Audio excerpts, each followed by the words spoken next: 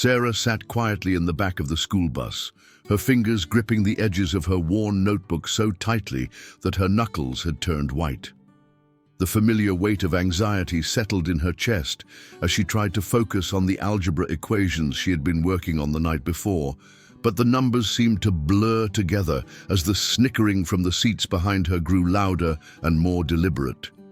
The bus ride to Rosewood Academy for Girls had transformed from what should have been a peaceful 30-minute journey into a daily ordeal that she endured with silent determination, counting down the minutes until she could escape into the relative safety of the school building. Her best friend Emma sat beside her in the worn vinyl seat, occasionally glancing back with mounting concern at the three girls who seemed to take genuine pleasure in making their lives utterly miserable. Emma's own notebook remained closed in her lap, her attention divided between supporting her friend and monitoring the threat that lurked just a few feet behind them. The tension in the air was so thick it felt almost suffocating, and both girls had learned to recognize the particular tone of voice that preceded an attack. Behind them, Victoria commanded attention like a queen holding court over her subjects, her presence filling the space around her with an aura of entitlement and barely contained cruelty. Her perfectly styled blonde hair caught the morning light streaming through the bus windows, and her designer uniform had been tailored to fit her figure in a way that subtly violated the school's dress code while remaining technically within the rules. Everything about Victoria's appearance was calculated to project superiority, from her expensive jewelry that she wore despite regulations to her shoes that cost more than most families spent on groceries in a month.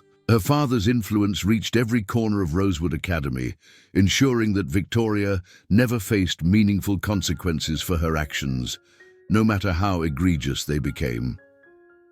Beside Victoria sat Sophia, her most loyal lieutenant, who hung on every word that fell from her leader's perfectly glossed lips. Sophia had been Victoria's friend since elementary school, and over the years she had perfected the art of amplifying Victoria's cruelty while maintaining plausible deniability. Her role was to provide backup, to laugh at the right moments, and to ensure that Victoria's victims understood they were outnumbered.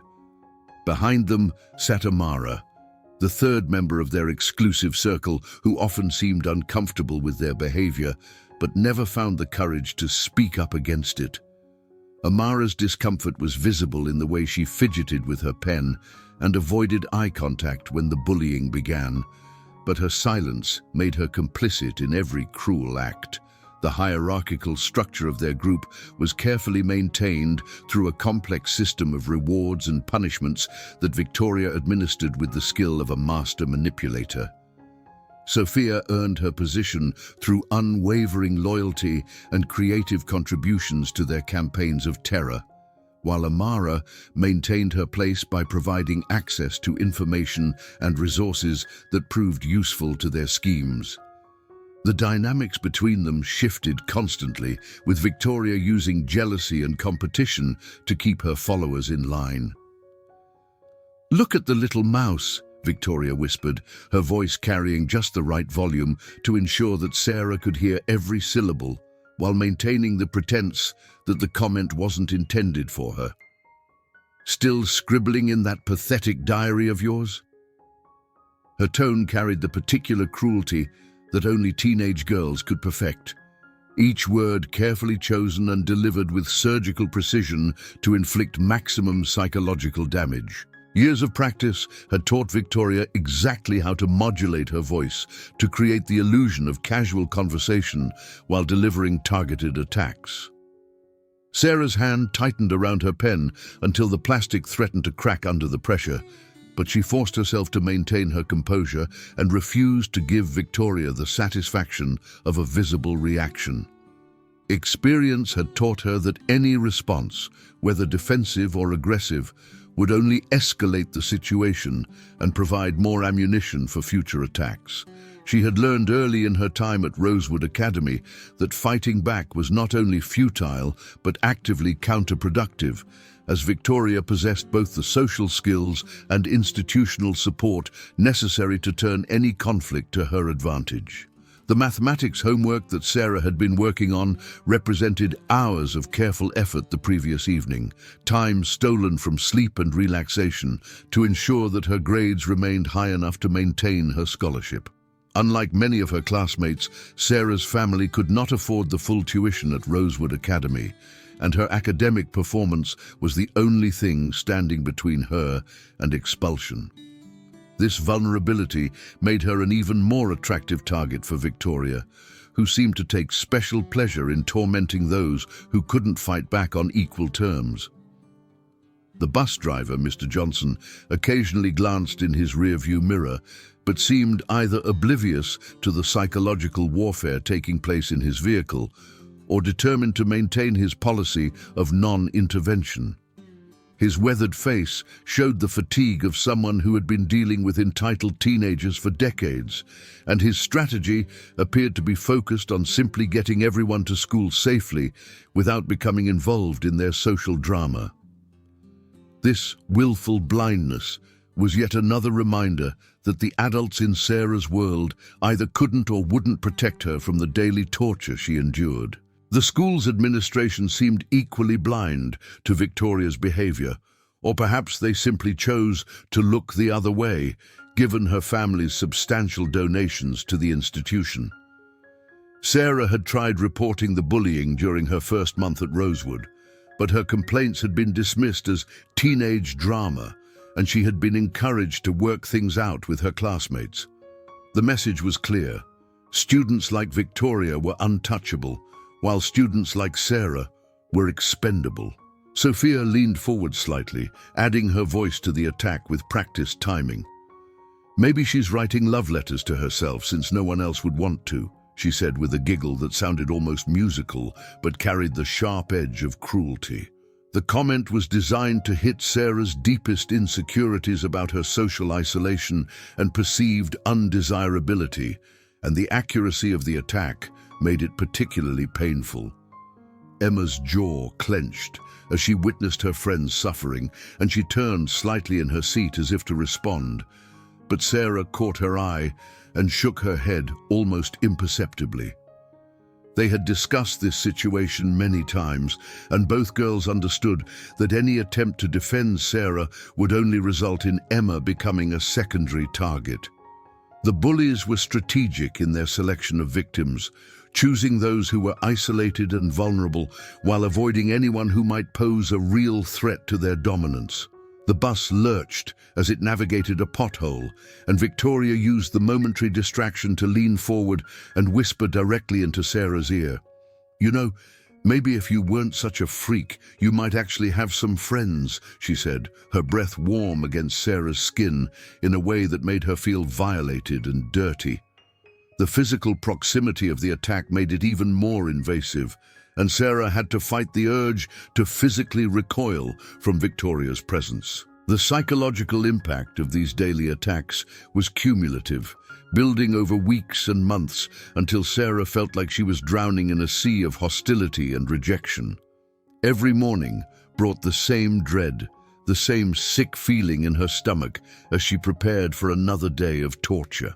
Sleep had become elusive as her mind raced with imagined conversations and fantasies of revenge, while her appetite had diminished to the point where she was losing weight at an alarming rate.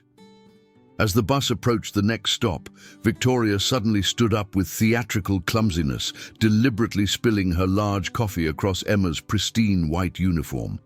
The hot liquid soaked through the expensive fabric instantly, creating an expanding brown stain that would be impossible to remove completely. Emma gasped as the hot coffee burned her skin through her shirt, and the pain and shock caused tears to spring to her eyes involuntarily. "Oh my goodness, I'm so terribly sorry," Victoria said with exaggerated concern, her voice dripping with false sincerity that fooled no one who was paying attention. How incredibly clumsy of me. I hope it's not too hot." She made a show of reaching for napkins while carefully avoiding any action that might actually help with the cleanup. Her performance designed to create the appearance of remorse while maximizing the damage to Emma's uniform and dignity. The coffee had been purchased specifically for this purpose, Sarah realized, as she noticed that Victoria's cup had been nearly full, despite the fact that they were more than halfway through the bus ride. The attack had been premeditated, planned with the same careful attention to detail that Victoria brought to all of her cruelest acts. The timing was perfect, occurring just as the bus reached Victoria's stop so that she could escape before facing any consequences for her actions. Victoria used the confusion and distraction caused by the spilled coffee to slip off the bus unnoticed by the driver, her movements quick and practiced. She had clearly done this before, and her escape route led directly to the small coffee shop across the street from the bus stop where her secret boyfriend Marcus was waiting. Their relationship was strictly forbidden by her conservative family, who had very specific expectations about the type of boy their daughter should be associating with, making these stolen moments both thrilling and dangerous. The forbidden nature of her relationship with Marcus added an element of excitement to Victoria's otherwise privileged and predictable life. She had met him through social media several months earlier, and their online conversations had gradually evolved into something deeper and more intimate than anything she had experienced with the boys from her own social circle. Marcus represented freedom from the expectations and restrictions that governed every other aspect of her existence, and their secret meetings had become the highlight of her week. Emma desperately tried to clean the stain from her uniform using the thin napkins provided by the bus company, but the damage was extensive and the cheap paper quickly disintegrated when it came into contact with the liquid. The coffee had soaked through multiple layers of fabric, and the brown stain was already setting into the expensive material in a way that would require professional cleaning to address properly. This wasn't the first time Victoria had targeted her with this particular type of attack, and Emma knew from experience that her mother would be furious about the ruined uniform. The cost of replacing or properly cleaning the damaged uniform represented a significant expense for Emma's family, who were already struggling to afford the various fees and expenses associated with attending Rosewood Academy. Unlike Victoria, who seemed to have unlimited resources at her disposal, Emma and Sarah both came from families that had to carefully budget for every school-related expense. This economic vulnerability made them particularly attractive targets for attacks that involved financial consequences. The bathroom mirror in the bus reflected Emma's frustrated expression as she continued to scrub at the stubborn stain with increasingly frantic movements. The brown mark seemed to mock her efforts, spreading and darkening with each attempt to remove it.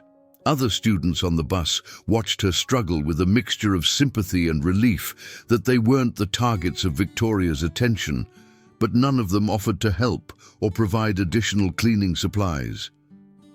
Meanwhile, Victoria had successfully made her way to the coffee shop's restroom, where she quickly changed out of her school uniform and into the casual clothes she had hidden in her backpack.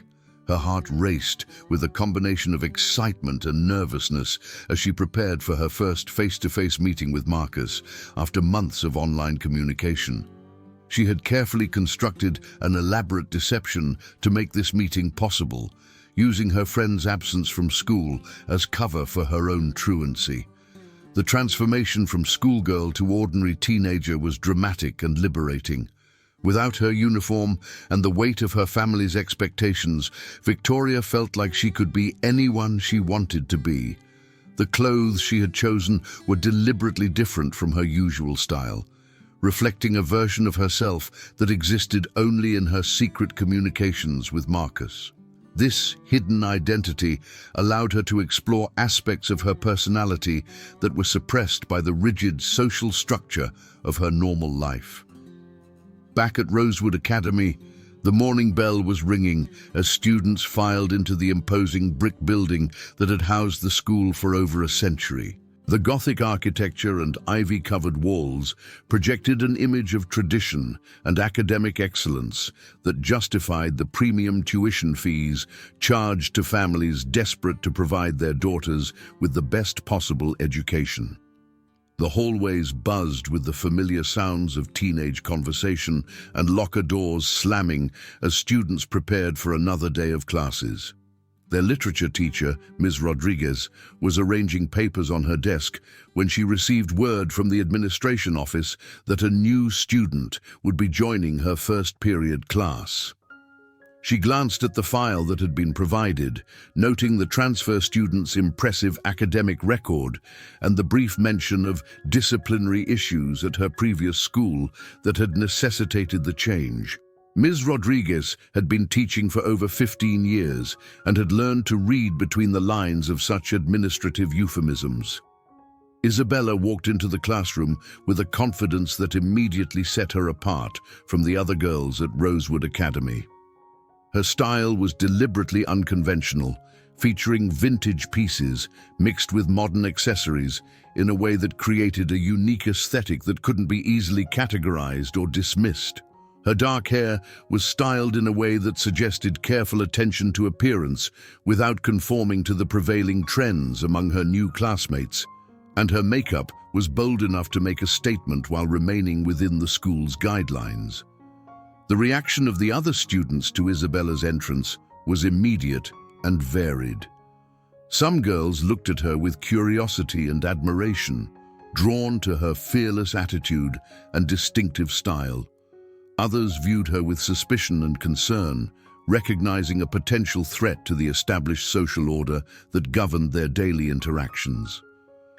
Victoria's absence from the classroom was noted by several students, but her frequent tardiness had made such occurrences unremarkable. Ms. Rodriguez introduced Isabella to the class with professional warmth, providing the basic information about her transfer while carefully avoiding any mention of the circumstances that had led to her change of schools. The teacher had learned from experience that new students needed time to establish themselves without being burdened by their past mistakes or misfortunes. Isabella's quiet confidence suggested that she was capable of handling whatever challenges her new environment might present. The seating arrangement in the classroom had been carefully established over the first weeks of the school year, with students naturally gravitating toward positions that reflected their social status and group affiliations. Sarah and Emma occupied seats near the back of the room, a location that provided some protection from unwanted attention while allowing them to observe the social dynamics around them. The empty seat beside Victoria's usual spot served as a stark reminder of the power structure that governed their academic environment. During the lunch period, Sarah and Emma made their way to their usual corner table in the cafeteria, a location they had chosen for its relative privacy and distance from the areas typically occupied by Victoria and her friends. The large room buzzed with conversation and the clatter of dishes as students enjoyed their midday break. But for Sarah and Emma, lunch had become another ordeal to be endured rather than a pleasant social opportunity. The social isolation they experienced was perhaps more painful than the direct bullying, creating an atmosphere where they felt constantly under scrutiny and judgment. Other students had learned to avoid association with them, understanding that friendship with Victoria's targets could result in becoming targets themselves. This systematic isolation was one of Victoria's most effective weapons, as it ensured that her victims remained vulnerable and without support. Emma picked at her food with little appetite, still upset about the morning's incident with the coffee and worried about her mother's reaction to the stained uniform. The cafeteria food, which was actually quite good by institutional standards, tasted like cardboard when consumed under the weight of social anxiety and emotional distress. Sarah tried to offer comfort and support, but her own growing frustration made it difficult to find the right words to help her friend feel better. The conversations at nearby tables seemed to revolve around typical teenage concerns like upcoming tests, weekend plans, and relationship drama, creating a stark contrast to the survival-focused mentality that Sarah and Emma had been forced to adopt. They found themselves envying the casual ease with which their classmates navigated their social environments, taking for granted the sense of belonging and acceptance that had been denied to them. That evening, Sarah retreated to her bedroom and called her boyfriend Michael, seeking solace in their budding relationship that had developed over the past few weeks. Michael attended a different school across town, which meant that their communication was limited to phone calls and text messages, but his presence in her life provided a rare source of happiness and emotional support. Their conversations usually focused on school, shared interests, and plans for future dates, creating a welcome escape from the daily torture of Rosewood Academy. The relationship with Michael represented hope for Sarah, proof that she was capable of forming meaningful connections, despite what Victoria and her friends implied about her social worthiness. He was kind, intelligent, and seemed genuinely interested in her thoughts and feelings, qualities that had become increasingly rare in her interactions with her peers. Their phone conversations were often the highlight of her day, providing a temporary respite from the anxiety and depression that had become constant companions. However, during their conversation that evening, Michael made a comment that struck Sarah like a physical blow to the chest. While discussing their upcoming history test, he jokingly referred to her as a nerd in response to her detailed knowledge of the subject matter. The word itself was harmless and even affectionate in the context he intended, but for Sarah, it carried the weight of months of torment and humiliation. It was the same term that Victoria used to demean and dehumanize her on a daily basis. The impact of hearing that word from someone she cared about felt like a betrayal of the worst kind. Sarah found herself unable to respond for several seconds, the silence stretching awkwardly as she processed the emotional wound that had been inadvertently inflicted. Michael, unaware of the significance of his comment, continued talking about their upcoming date, while Sarah struggled to regain her composure and hide the tears that had sprung to her eyes. The incident with Michael highlighted how deeply the bullying had affected Sarah's self-perception and ability to trust others. What should have been a harmless joke between friends had become another source of pain and insecurity, demonstrating the lasting psychological damage that Victoria's campaign of terror had inflicted. Sarah found herself questioning whether Michael truly cared for her, or if he secretly shared the same contemptuous view of her that seemed to be held by her classmates. The next morning brought fresh humiliations as the cycle of abuse continued with renewed intensity. Victoria had returned to school in a particularly vindictive mood, perhaps inspired by her successful escape from consequences the previous day, or frustrated by some aspect of her secret meeting with Marcus. Her target selection for the day seemed more strategic than usual, suggesting that she had spent time planning her attacks with careful consideration of maximum impact. During the morning basketball practice session, which was held in the school's well-equipped gymnasium, Victoria deliberately targeted Sarah with increasingly aggressive plays that pushed the boundaries of acceptable athletic competition. The sport provided perfect cover for her cruelty, as physical contact and competitive intensity were expected elements of the game that could be used to mask intentional violence and intimidation. When the coach insisted that Victoria pass the ball to her teammate Sarah during a practice drill, Victoria instead threw the ball directly at Sarah's face with enough force to cause serious injury. The impact was sharp and painful, causing Sarah's nose to bleed and leaving her stunned and disoriented on the polished wooden floor of the gymnasium. The sound of the ball hitting her face echoed through the large space, causing other players to stop and stare at the aftermath of the attack. Victoria's immediate response was a performance worthy of an Academy Award, her face showing perfectly calibrated concern and distress as she claimed the incident had been a complete accident. "Oh my God, Sarah, I'm so sorry," she exclaimed, her voice carrying just the right mix of shock and remorse to convince anyone who hadn't witnessed the deliberate nature of her actions. "I was trying to pass it to you and my aim was off. Are you okay?" The coach's response to the incident was disappointingly mild, reflecting the same institutional bias that protected Victoria from consequences throughout her academic career. While she did receive a verbal reprimand for careless play, the punishment was meaningless given Victoria's understanding that her father's influence would shield her from any serious disciplinary action. The message to other students was clear. Some people could literally get away with violence, while others had to accept whatever treatment they received.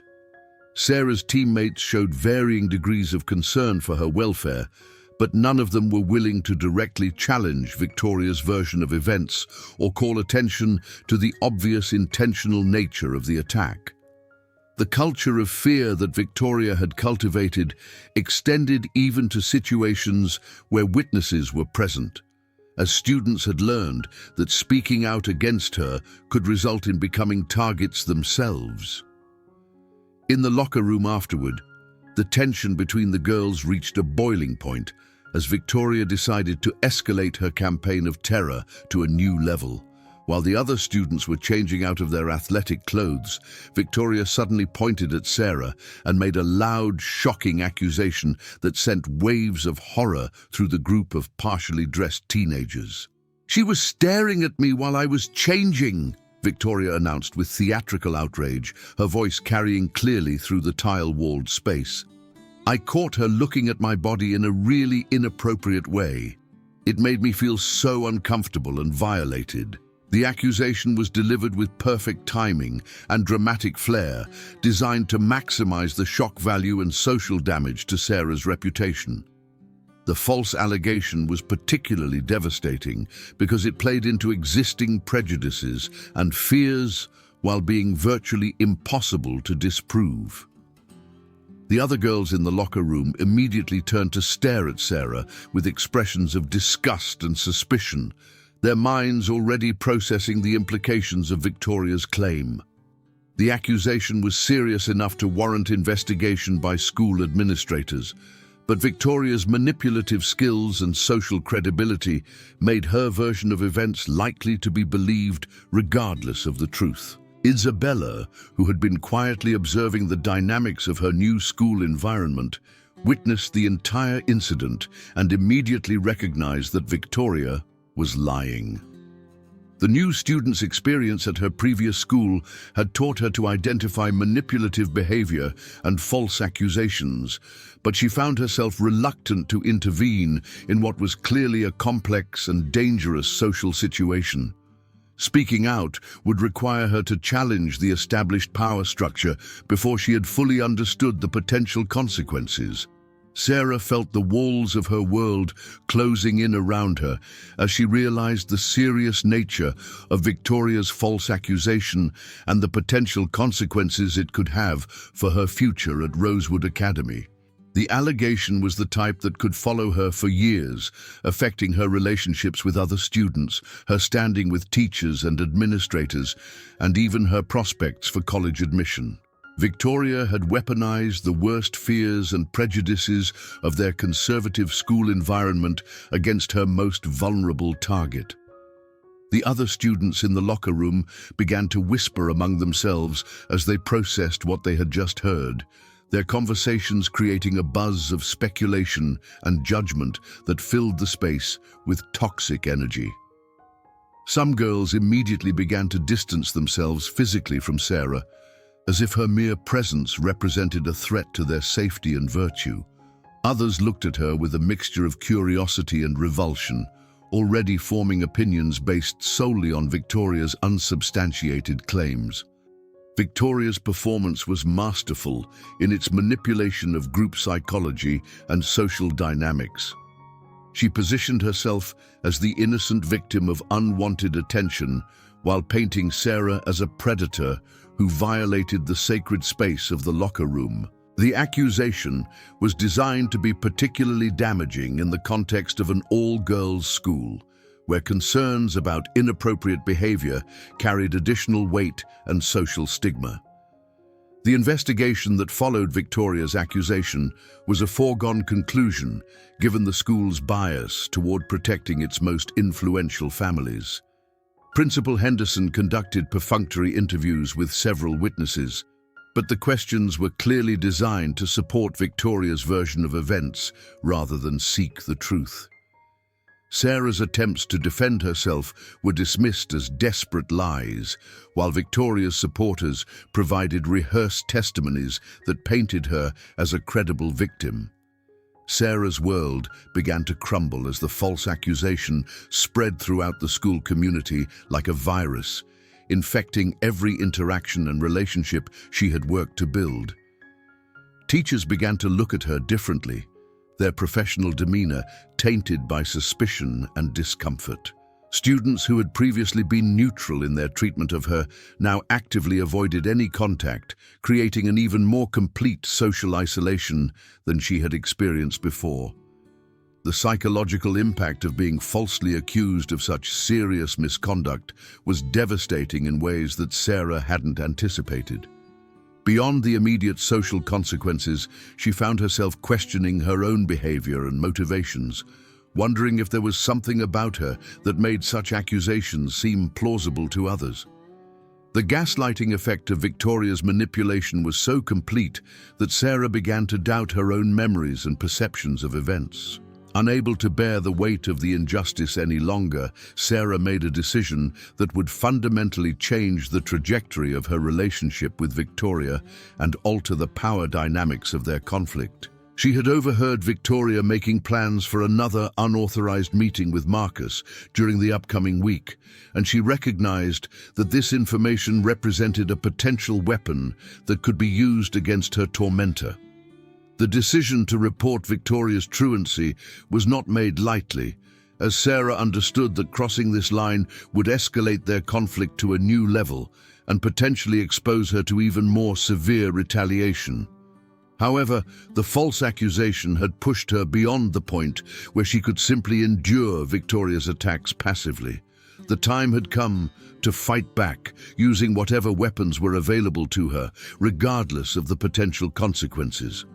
Sarah spent several days carefully gathering evidence to support her report, documenting the specific times and dates when Victoria had been absent from classes without legitimate excuses. She observed Victoria's patterns of behavior, noted her communication with Marcus on social media, and even followed her to several of their meeting locations to confirm the details of their secret relationship. The investigation required careful planning and execution, as any mistakes could undermine the credibility of her accusations. When Sarah finally went to Principal Henderson's office to make her report, she was prepared with specific details about Victoria's pattern of truancy and unauthorized absences. The principal, Mrs. Henderson, was initially skeptical of the allegations, particularly given the source, but the evidence Sarah presented was too detailed and accurate to be easily dismissed.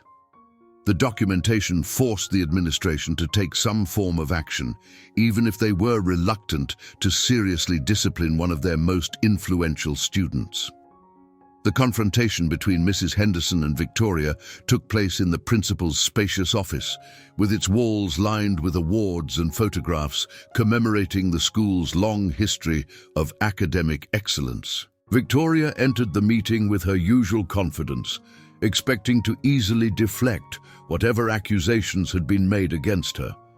However, when presented with specific evidence of her truancy, including timestamps and witness accounts, her defensive strategy had to shift to damage control rather than outright denial.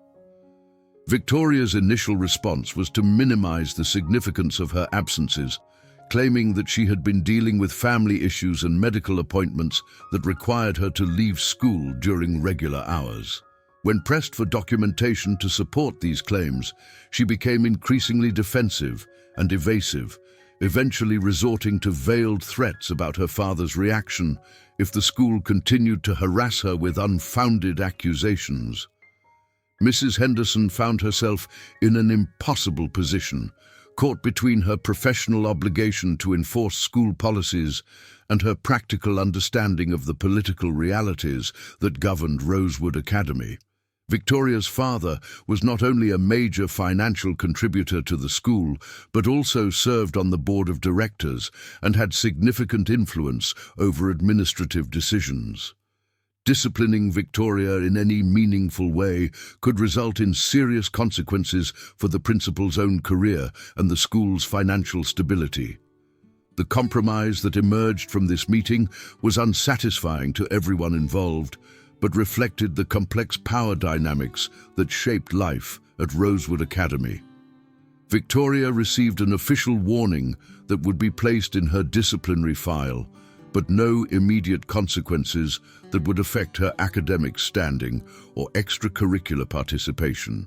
The principal's explanation was transparently motivated by political considerations rather than educational principles, as she made it clear that the school could not afford to alienate Victoria's influential family. Victoria's crew quickly realized that someone had betrayed their leader by providing information to the administration about her unauthorized absences.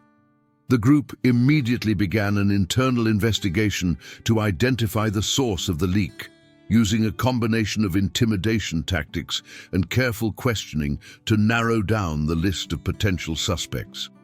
Their methods were sophisticated and ruthless, reflecting years of experience in gathering intelligence and maintaining control over their social environment. Sophia took the lead in questioning potential informants, using her extensive network of contacts throughout the school to gather information about who had been asking questions about Victoria's whereabouts. She approached maintenance staff, cafeteria workers, and other students with carefully crafted inquiries designed to flush out anyone who had been paying unusual attention to their group's activities. The investigation was conducted with the thoroughness of a professional counterintelligence operation. When they discovered that Sarah had been the source of the information, their rage was immediate and terrifying in its intensity. The betrayal represented not just a tactical setback, but a fundamental challenge to their authority and control over the school's social hierarchy. Victoria's reaction was particularly explosive as she realized that her most powerless victim had found a way to strike back at her in a manner that could have serious consequences. The planning session for their retaliation took place in Victoria's bedroom, a shrine to privilege and entitlement that reflected her family's wealth and social status. The room was filled with expensive furniture, designer clothes, and electronic devices that cost more than many families' monthly income. The contrast between Victoria's material advantages and Sarah's relative poverty made their conflict feel even more like a battle between different classes and social positions. The attack they planned was designed to be swift, brutal, and decisive, intended to send a clear message that challenging Victoria's authority would result in severe consequences. They chose a location behind the school building that was away from security cameras and regular foot traffic, ensuring that their actions would not be witnessed or recorded. The timing was carefully calculated to coincide with a period when teachers and administrators would be occupied with other responsibilities. Sarah was completely unprepared for the violence that awaited her when Victoria and her followers cornered her in the isolated area behind the school. The attack began with verbal intimidation as they surrounded her and made it clear that escape was impossible. Victoria's voice carried a cold fury that Sarah had never heard before, stripped of the usual pretense of civility that characterized their public interactions. "You stupid little bitch," Victoria hissed, her perfectly manicured fingers clenched into fists at her sides. "Did you really think you could mess with me and get away with it? Do you have any idea who you're dealing with?" The questions were rhetorical, designed to emphasize Sarah's powerlessness and Victoria's superior position in their school's social hierarchy. The physical assault that followed was swift and brutal, with Victoria and her followers taking turns, pushing and hitting Sarah while she pleaded desperately for mercy. The violence escalated quickly as their anger overcame any remaining restraint, and Sarah found herself on the ground being kicked and punched by multiple attackers. The pain was immediate and overwhelming, but the psychological trauma of the assault was even more devastating than the physical injuries. Victoria's final act of violence was the most dangerous and calculated of all. She grabbed Sarah's head with both hands and slammed it against the concrete wall of the building with enough force to cause a serious head injury. The sound of Sarah's skull hitting the wall was sickening, and she immediately lost consciousness and collapsed to the ground in a motionless heap. Blood began to pool beneath her head as her attackers realized the severity of what they had done. The girls fled the scene immediately, their panic overriding any consideration for Sarah's welfare or need for medical attention. They had crossed a line that separated bullying from serious criminal assault, and the potential consequences of their actions were finally beginning to penetrate their sense of invulnerability. The violence they had inflicted went far beyond anything they had done before, and they understood that discovery could result in expulsion, criminal charges, and the destruction of their carefully constructed futures. Isabella discovered Sarah's unconscious form approximately 10 minutes after the attack, when she happened to be walking around the building to reach the parking area where her mother was waiting to pick her up. The sight of Sarah lying motionless in a pool of blood was shocking and horrifying, prompting Isabella to immediately call for emergency medical assistance while trying to provide basic first aid to the injured girl. The ambulance arrived within minutes of Isabella's call, and paramedics quickly assessed the severity of Sarah's injuries before transporting her to the hospital for emergency treatment. The head trauma was serious enough to require immediate medical intervention, and the doctors were initially uncertain about the extent of the damage or the likelihood of a full recovery. Sarah's parents were notified and rushed to the hospital, where they maintained a vigil beside their daughter's bed while she remained unconscious. When police investigators arrived at Rosewood Academy to investigate the assault, they were met with a carefully coordinated wall of denial and misdirection from Victoria and her friends. The girls had used the time between the attack and the arrival of law enforcement to coordinate their stories and eliminate any evidence that might connect them to the crime. Their performance was convincing enough to create reasonable doubt about their involvement, especially given their families' reputations and influence within the local community. Victoria's version of events portrayed her as an innocent bystander who had been nowhere near the scene of the attack when it occurred. She provided detailed alibis and witnesses to support her claims, creating a narrative that placed her in the school library working on a research project at the time Sarah was injured. Sophia and Amara provided corroborating testimony that supported Victoria's alibi while establishing their own innocence in the matter. The police investigation was hampered by the lack of physical evidence and reliable witnesses, as well as the political pressure applied by the families of the suspected perpetrators. Victoria's father used his influence to ensure that his daughter received the benefit of the doubt throughout the investigation, while making it clear that any aggressive pursuit of charges against her would result in serious consequences for the careers of the investigating officers. Isabella faced her own moral crisis during the police questioning, as she found herself caught between her desire to see justice done and her fear of becoming a target for Victoria's retaliation. Sophia had cornered her shortly after the ambulance departed, making it clear that speaking out about what she might have witnessed would result in serious personal consequences. The pressure was intense and sophisticated, combining implied threats with appeals to Isabella's desire to fit in at her new school. The message from Victoria's crew was clear and unambiguous. Silence would be rewarded with acceptance and protection, while cooperation with the investigation would result in social destruction and potentially physical retaliation. Isabella's experience at her previous school had taught her how quickly a student's life could be destroyed by the right combination of rumors, accusations, and social pressure. The choice between justice and self-preservation was agonizing, but ultimately clear. Days later, when Sarah finally regained consciousness in her hospital bed, the school administration decided to hold a special assembly to address the incident and its impact on the school community.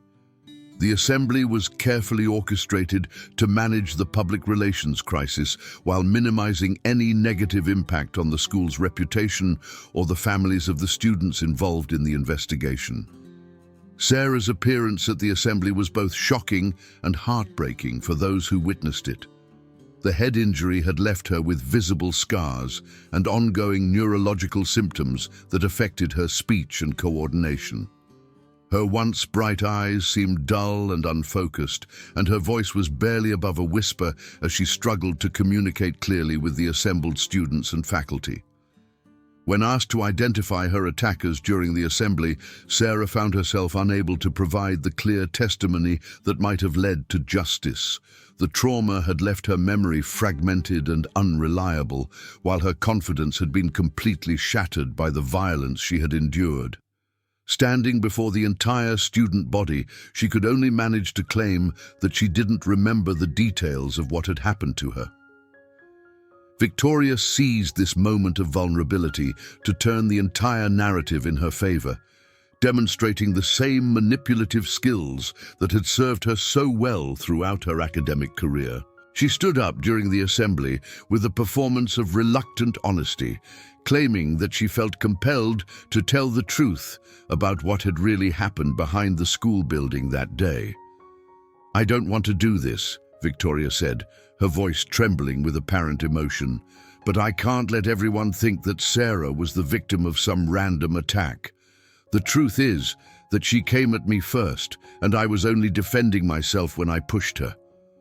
The performance was masterful in its combination of apparent reluctance and moral conviction, designed to portray Victoria as a reluctant truth-teller rather than a calculating liar.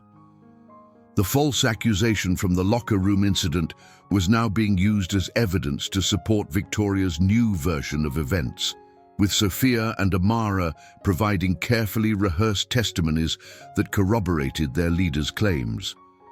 According to their coordinated story, Sarah had become obsessed with Victoria and had initiated the physical confrontation as part of her inappropriate behavior pattern.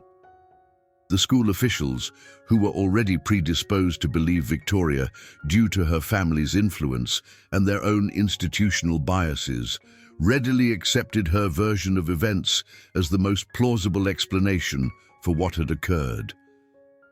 The narrative that emerged painted Sarah as an unstable and potentially dangerous individual who had brought her injuries upon herself through inappropriate and aggressive behavior.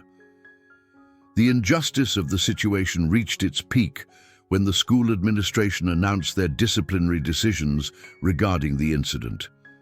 Sarah, despite being the victim of a serious assault that had left her hospitalized with head trauma, received a 2-week suspension for initiating physical violence and inappropriate behavior toward other students. Victoria, meanwhile, received only another warning for her supposed act of self-defense. The message sent by these disciplinary decisions was clear and devastating. Students like Victoria were not only untouchable, but could literally get away with attempted murder if they possessed sufficient social and economic advantages. Students like Sarah, on the other hand, could be victimized with impunity and then blamed for their own suffering when they dared to seek justice or fight back against their tormentors. The betrayal extended beyond the school administration to Sarah's own family. as her mother began to question her daughter's character and honesty in the face of the official narrative that had emerged from the investigation. The woman who should have been Sarah's strongest advocate instead became another source of pain and isolation, influenced by the school's official stance and the community gossip that surrounded the incident. Sarah's mother had always prided herself on raising a well-behaved daughter who would never cause trouble or bring shame to their family. The accusations and official findings challenged her fundamental beliefs about her child's character, creating cognitive dissonance that she resolved by accepting the easier narrative that blamed Sarah for her own misfortune. The psychological impact of losing her mother's support was perhaps more devastating than all of the other betrayals combined. During her forced suspension from school, Sarah was required to attend therapy sessions as part of her disciplinary program, but she used this time to obsess over Victoria rather than engage in any meaningful healing process. The therapist, Dr. Martinez, noted her patient's fixation on revenge, but misinterpreted the gradually subsiding anger as a sign of therapeutic progress and emotional growth. In reality, Sarah's apparent calm was the result of her channeling her pain and rage into cold, calculated planning for an elaborate campaign of revenge against those who had wronged her. The quiet, timid girl who had once sought only acceptance and belonging was being transformed into something far more dangerous and ruthless than her tormentors had ever been. The bullies had created a monster, and that monster was beginning to plan their destruction with careful attention to detail and strategic thinking. Emma's betrayal cut deeper than any of the others when Sarah finally returned to school after her suspension. Her former best friend had spent the weeks during Sarah's absence processing everything that had happened, and she had reached conclusions that shattered what remained of Sarah's support system. Emma had discovered Sarah's secret relationship with Michael through social media posts and mutual friends, and she felt hurt and excluded by the deception that had been maintained for months. The revelation of the hidden relationship had come at exactly the wrong time, when Emma was already struggling with her own guilt and confusion about the violent incident that had hospitalized her friend. She had been absent from school on the day of the locker room incident where Victoria made her false accusation, and this absence had left her without first-hand knowledge of what had really transpired between the two girls. Combined with the official narrative that portrayed Sarah as the aggressor in the assault, Emma found herself questioning everything she thought she knew about her closest friend. The seeds of doubt that Victoria had planted with her accusations began to grow in the fertile ground of Emma's hurt feelings and confusion. Perhaps Sarah really was capable of the inappropriate behavior that Victoria had described. Perhaps her injuries had been the result of her own poor decisions rather than victimization. The confrontation between Emma and Sarah took place in the school library during lunch period, in a corner section where they had often met to study together during happier times. Emma's voice was cold and distant as she accused Sarah of lying to her about Michael and questioned whether she had been honest about anything else in their friendship. "I don't even know who you are anymore," Emma said, her eyes filled with tears of disappointment and betrayal. "First you're keeping secrets about your boyfriend, then all this stuff with Victoria, and now everyone's saying you attacked her. Maybe they're right about you. Maybe I don't really know you at all." Sarah's desperate attempts to explain the truth about Victoria's campaign of terror fell on deaf ears, as Emma had already made up her mind about what she believed had happened. The official version of events, supported by the school administration and corroborated by multiple witnesses, seemed more credible to her than Sarah's increasingly frantic denials and explanations. The loss of Emma's friendship represented the final collapse of Sarah's old life and identity. The girl, who had been her constant companion and closest ally for years, was now looking at her with the same suspicion and disgust that she saw in the faces of her other classmates. The isolation was now complete, leaving Sarah with nothing to lose and everything to gain from pursuing her plans for revenge. Sarah's first act of calculated revenge began with a seemingly simple fire alarm that she triggered during the morning break period. The alarm system at Rosewood Academy was sophisticated and sensitive, designed to ensure the rapid evacuation of the historic building in case of emergency. When the shrill warning sounded throughout the corridors, students and faculty immediately began the practiced evacuation procedures that they had rehearsed multiple times throughout the year. In the chaos and confusion of the emergency evacuation, Sarah moved through the empty hallways with practiced stealth, making her way to Victoria's locker with the combination that she had observed and memorized weeks earlier. Her target was Victoria's expensive smartphone, which contained not only personal information, but also access to her social media accounts through saved passwords and automatic login features. The theft was accomplished quickly and efficiently, with Sarah pocketing the device and making her way to the designated evacuation area, where she blended in with the crowd of students and faculty, waiting for the all-clear signal. When the fire department determined that the alarm had been false and everyone was allowed to return to the building, Victoria's discovery of her missing phone created exactly the type of panic and distraction that Sarah had anticipated. With Victoria's phone in her possession, Sarah was able to access a treasure trove of private communications, photos, and social media accounts that provided intimate details about her enemy's life and relationships.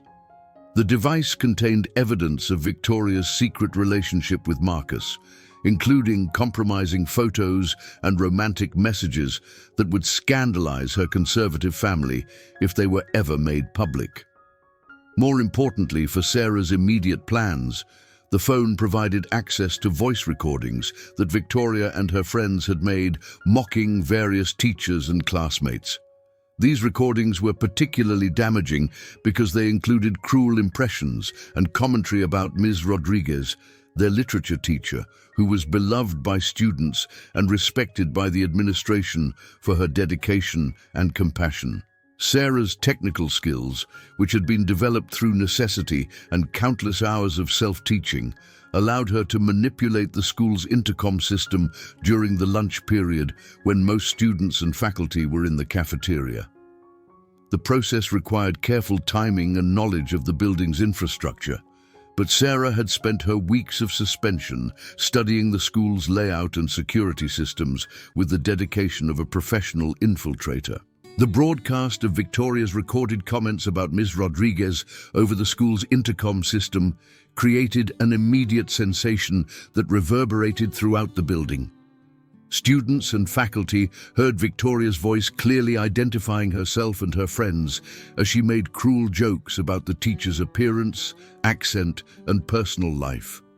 The comments were not only mean-spirited, but also contained elements of racism and cultural insensitivity that violated the school's stated values and policies. The reaction was swift and severe, with students expressing genuine shock and disappointment at hearing such cruelty directed toward one of their favorite teachers. Ms. Rodriguez herself was devastated by the public humiliation, having to endure the knowledge that her students had been mocking her behind her back and recording their cruel commentary for entertainment purposes. Victoria, Sophia, and Amara were summoned to Ms. Rodriguez's office immediately after the broadcast, where they faced an extremely angry and hurt teacher who demanded explanations for their behavior. The evidence was undeniable, as their own voices clearly identified them and provided detailed proof of their callousness and cruelty. Their usual strategies of denial and deflection were useless when confronted with such clear audio evidence. The punishment that followed was more substantial than anything Victoria had previously experienced during her time at Rosewood Academy. The three girls were assigned to spend their afternoons and weekends performing janitorial duties throughout the school, wearing special uniforms that identified them as students serving disciplinary sentences.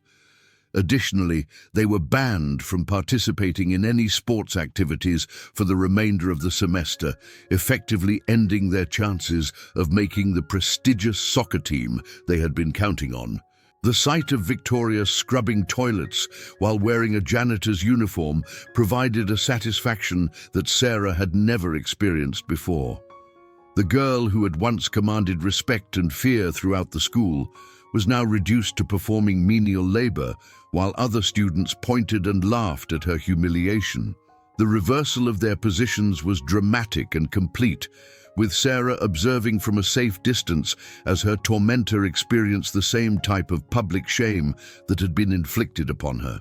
Sophia and Amara's reactions to their punishment revealed the fragility of their loyalty to Victoria when faced with serious consequences for their actions. Both girls began to distance themselves from their leader, recognizing that association with her was becoming a liability rather than an asset. The cracks in their alliance became visible as they struggled to cope with the social embarrassment and physical demands of their disciplinary assignments. Isabella's approach to Sarah after the successful prank marked the beginning of an unexpected alliance that would prove crucial to the next phase of Sarah's revenge campaign. The new student had been observing the social dynamics at Rosewood Academy with the analytical eye of someone who had experienced similar situations at her previous school. She recognized the skills and determination that Sarah had displayed in orchestrating such an effective retaliation. "That was impressive," Isabella said quietly as she sat down beside Sarah in the library during their shared study period. "You planned that perfectly, and the timing was flawless. But you need to be careful, because Victoria isn't going to just accept this humiliation without trying to hit back even harder." The conversation that followed revealed Isabella's own complicated history and the experiences that had led to her transfer to Rosewood Academy. She had been expelled from her previous school for hacking into their computer system to steal exam questions, but the circumstances were more complex than the official records indicated. Isabella had been motivated by a desire to expose corruption and favoritism among the faculty rather than personal gain. Her technical skills were far more advanced than anything Sarah had encountered among her classmates, and her experience with computer systems and digital security made her an invaluable potential ally. Isabella's outsider status at the school meant that she had little to lose by associating with Sarah, while her rebellious nature made her sympathetic to anyone fighting against institutional unfairness and abuse of power. The anti-bullying assembly that was scheduled for the following week provided another opportunity for humiliation that Sarah and Isabella could exploit together. Ms. Rodriguez, still smarting from the public embarrassment she had endured, had volunteered to organize a presentation designed to educate students about the harmful effects of bullying and the importance of treating others with respect and dignity. When Ms. Rodriguez selected Victoria to participate in the demonstration as a victim of bullying, the irony was almost too perfect to believe. Victoria's recent punishment and public humiliation made her an obvious choice for the role. But she was forced to accept the assignment as part of her ongoing disciplinary requirements. The prospect of having to portray a bullying victim in front of the entire school was deeply humiliating for someone who had built her identity around being powerful and feared. Isabella's decision to volunteer as the bully in the demonstration was a calculated move that would allow her to turn the tables on Victoria in a very public and official capacity. Her performance was masterful in its apparent authenticity, drawing on her observations of Victoria's actual behavior to create a portrayal that was both convincing and cutting in its accuracy. "You think you're better than everyone else," Isabella said during the demonstration, her voice carrying the same tone of superiority and contempt that Victoria typically used against her victims. You think your money and your family's influence make you untouchable, but you're just a sad, insecure little girl who has to hurt others to feel good about herself. The words hit their target with devastating accuracy as they described Victoria's character and motivations with uncomfortable precision. The assembled students recognized the truth in Isabella's portrayal, and many of them began to see Victoria's past behavior in a new light. The demonstration that was supposed to generate sympathy for bullying victims instead became a public analysis of Victoria's psychological profile and behavioral patterns. Victoria's response to the demonstration was a mixture of anger and humiliation that she struggled to control in front of the audience. Her face flushed red with embarrassment as she realized that Isabella was essentially exposing her true nature under the guise of educational theater. The protective shield of her family's influence couldn't save her from this type of public psychological dissection. Despite the principal's continued attempts to protect Victoria through interventions and favoritism, Sarah's athletic abilities could not be denied when soccer team tryouts began several weeks later.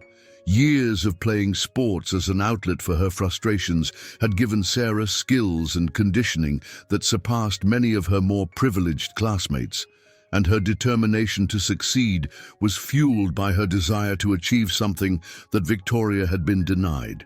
The tryouts were conducted by Coach Martinez, a former professional player who valued skill, dedication, and team attitude above social status or family connections. She had been watching Sarah's performance in physical education classes and was impressed by her technical abilities and work ethic. When it came time to make selections for the team, Sarah's inclusion was based purely on merit and potential. Victoria's failure to make the soccer team represented a devastating blow to her self-image and social status within the school. Soccer was one of the most prestigious activities at Rosewood Academy, and participation on the team was seen as a mark of excellence and achievement. The coach's explanation that attitude and character were as important as athletic ability was a direct rebuke to Victoria's entitled behavior and poor sportsmanship. The announcement of the team roster created a sensation throughout the school, as students struggled to process the reversal of fortune that had placed Sarah in a position of achievement and recognition while leaving Victoria on the outside looking in. The symbolic importance of this moment was not lost on anyone who had witnessed their ongoing conflict, and it marked a clear shift in the balance of power between them. Victoria's retaliation for this latest humiliation was swift, personal, and designed to destroy Sarah's remaining dignity and privacy. She had been plotting her revenge during the weeks following the soccer team announcement, and her plan involved exposing Sarah's most intimate thoughts and struggles to the entire school community. The theft of Sarah's private journal occurred during the gymnasium period, when students were required to store their personal belongings in the locker room while participating in physical education activities. Victoria had observed Sarah's routine and identified the perfect opportunity to access her backpack and remove the leather-bound notebook that contained months of private thoughts, fears, and emotional struggles. The journal represented years of Sarah's most personal writing, including her thoughts about the bullying she had endured, her struggles with depression and anxiety, and her detailed plans for revenge against Victoria and her friends. The pages contained intimate details about her relationship with Michael, her feelings of isolation and worthlessness, and her therapy sessions following the assault that had hospitalized her. Victoria's decision to photocopy selected pages from the journal and distribute them throughout the school was perhaps the most cruel and invasive act she had ever committed. The private thoughts that Sarah had never intended to share with anyone were suddenly available for public consumption, creating a level of humiliation and violation that went far beyond anything she had previously experienced. The copied pages were strategically placed in locations where they would be discovered by as many students as possible, including bulletin boards, locker doors, and common areas where students gathered between classes. The most damaging excerpts were those that revealed Sarah's mental health struggles and her detailed fantasies about harming Victoria and her friends, which painted her as both pathetic and potentially dangerous. The impact of having her private thoughts exposed to the entire school community was devastating beyond anything Sarah had anticipated. Students who had previously been neutral in their treatment of her now looked at her with a mixture of pity and fear, having gained access to the darkest corners of her mind and emotional life. The journal entries revealed a level of pain and desperation that many of her classmates found disturbing and uncomfortable. Teachers and administrators also gained access to copies of the journal pages, which created new concerns about Sarah's mental state and potential for violence. The detailed revenge fantasies and expressions of hatred toward Victoria were taken seriously by school officials, who began to view Sarah as a potential threat to the safety and well-being of other students. The exposure of her private writings pushed Sarah to what felt like the absolute breaking point of her endurance. She seriously considered transferring to another school, abandoning her carefully planned revenge campaign if it meant escaping the constant humiliation and psychological torture that had become her daily reality. The prospect of starting over at a new institution, where no one knew about her history or her private struggles, seemed like the only way to reclaim some sense of dignity and peace. However, Isabella and Emma, who had begun to see the truth about Victoria's character through her increasingly extreme and cruel behavior, convinced Sarah to stay and continue fighting. Emma's gradual recognition that she had been manipulated into abandoning her friend created a desire to make amends and provide the support that Sarah desperately needed. "You can't let her win," Isabella said during one of their clandestine meetings in the school library. "If you leave now, she'll have successfully destroyed you, and she'll just move on to the next victim. But if you stay and finish what you started, you can make sure that she never hurts anyone else the way she's hurt you." The information that Isabella and Emma provided about Victoria and Sophia's plans to sneak out during the upcoming school trip represented the perfect opportunity for the next phase of Sarah's revenge campaign. The mountain resort where the school organized its annual retreat had strict policies about student supervision and behavior, and any violations could result in serious disciplinary consequences that even Victoria's family influence might not be able to overcome. Meanwhile, the consequences of Sarah's previous revenge actions were becoming apparent in ways that she hadn't fully anticipated. Amara, who had been caught in the crossfire of the social media manipulation scheme, was struggling with the aftermath in her conservative family environment. The compromising photos that had been posted to her accounts, even though they were fake, had created a scandal that her parents found impossible to ignore or forgive. Amara's family had reacted to the social media incident with extreme measures that reflected their rigid religious beliefs and cultural values.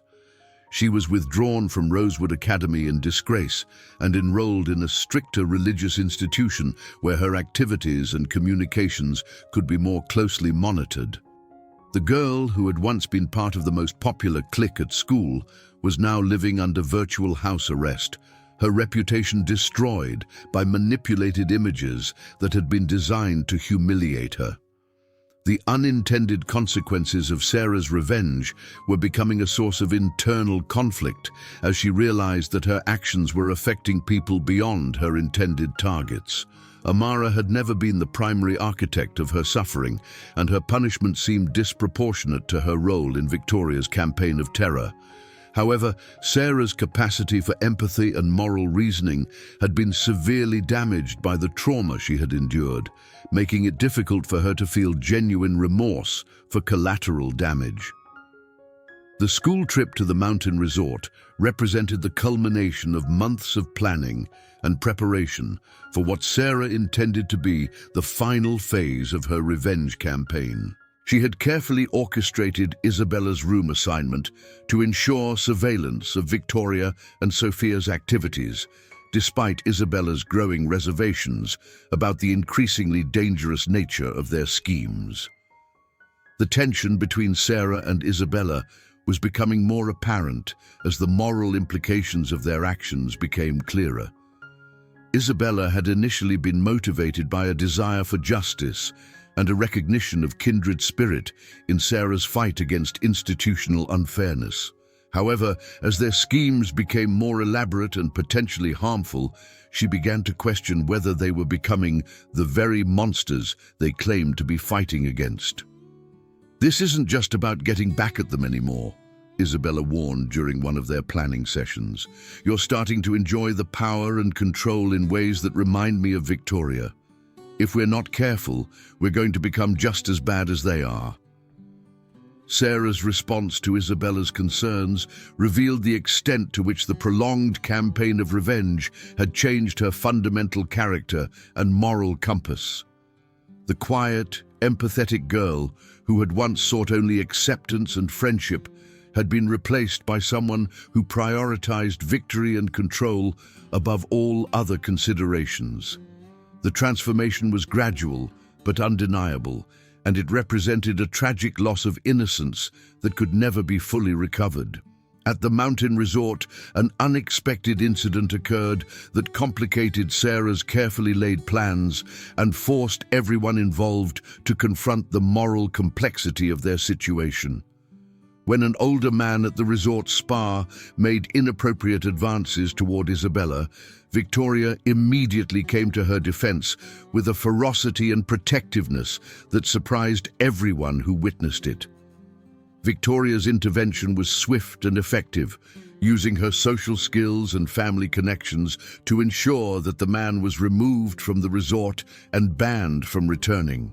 Her genuine concern for Isabella's safety and well-being revealed a side of her personality that contradicted the cruel and calculating image that had defined her behavior toward Sarah and other vulnerable students. The complexity of human nature became apparent as Isabella processed Victoria's unexpected kindness and protection. The girl who had been systematically destroying Sarah's life for months had also demonstrated genuine courage and compassion in defending someone she barely knew from a real threat. This contradiction forced Isabella to question the simple narrative of good versus evil that had motivated their revenge campaign. "Maybe she's not completely evil," Isabella confessed to Sarah later that evening. "What she did for me today was genuinely brave and kind. It doesn't excuse all the horrible things she's done to you, but it makes me wonder if there might be a better way to handle this situation than just trying to destroy her." Sarah's response to Isabella's change of heart was harsh and revealing, demonstrating how completely the desire for revenge had consumed her capacity for nuance and moral reasoning. She expelled Isabella from their alliance immediately, viewing any suggestion of mercy or compromise as a betrayal of everything they had worked toward together. "If you're not willing to see this through to the end, then you're useless to me," Sarah said with a coldness that shocked Isabella. "Victoria made her choice when she decided to torment me, and now she has to live with the consequences. I don't care if she saved you from some creepy old man. That doesn't make up for what she did to me." The isolation that had once been forced upon Sarah was now self-imposed, as she pushed away anyone who questioned her methods or suggested alternative approaches to resolving their conflict. The cycle of hurt and revenge had become self-perpetuating, with each act of retaliation creating new grievances that demanded even more extreme responses. The nightclub incident that followed was a masterclass in manipulation and moral compromise. that demonstrated how far Sarah was willing to go to achieve her goals. Her tip to the school chaperones about students sneaking out put everyone at risk, including Isabella, who had reluctantly joined Victoria's group after being expelled from Sarah's alliance.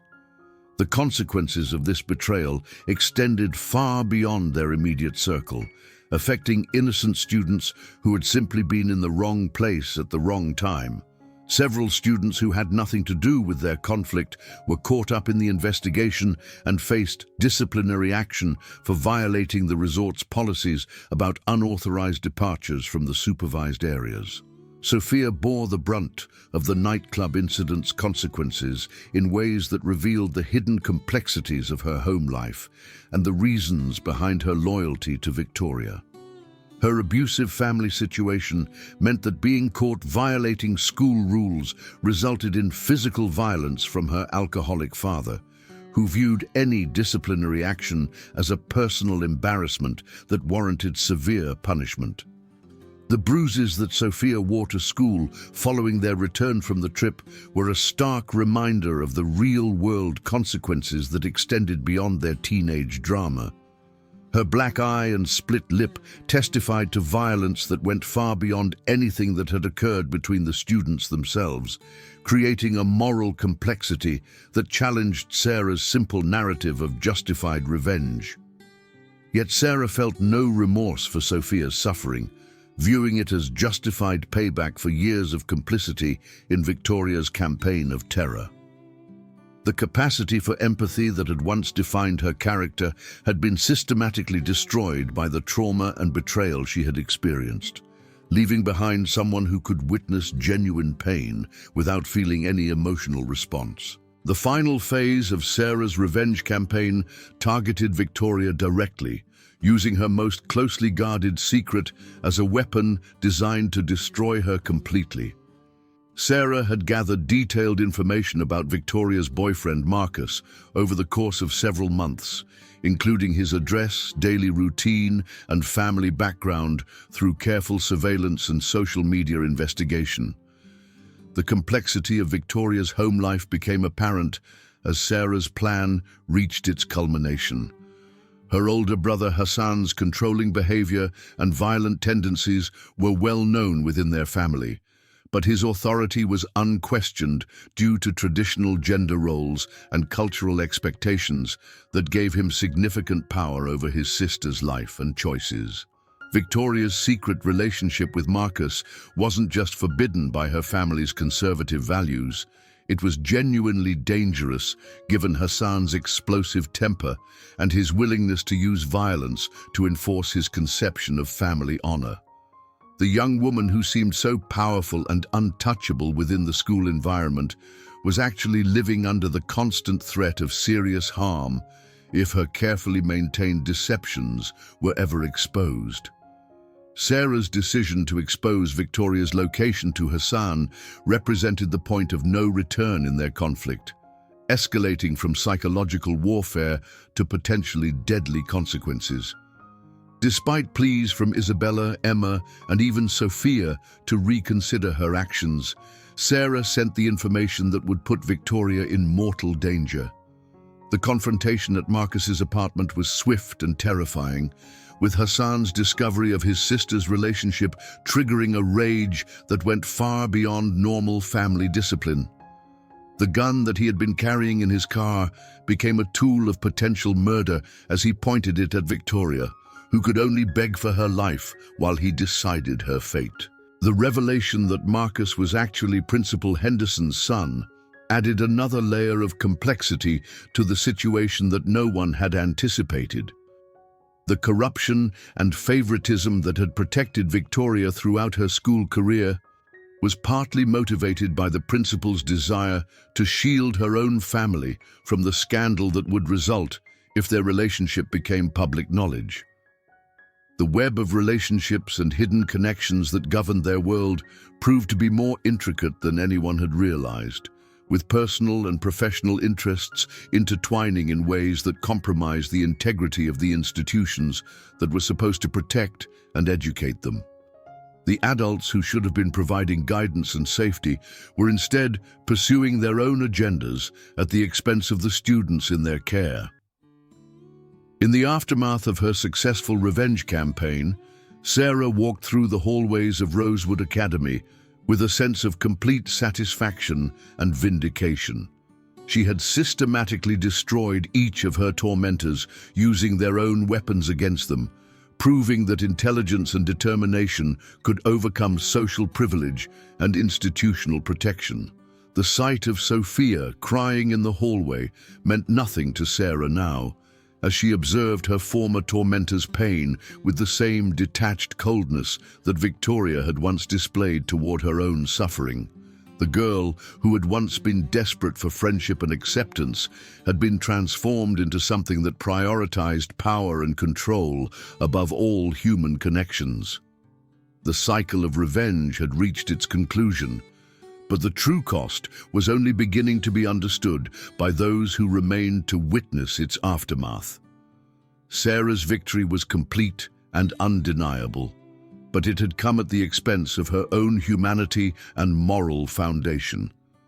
The quiet, timid girl who had once sought only acceptance had become something she would not have recognized in her former self. The school hallways that had once echoed with Sarah's suffering now bore witness to her triumph, but the hollow nature of that victory was becoming apparent to anyone who looked closely enough to see beyond the surface. In winning her war against the bullies, she had lost something far more valuable than any social status or reputation: her innocence, her compassion, and her ability to see beyond the darkness that had consumed her world.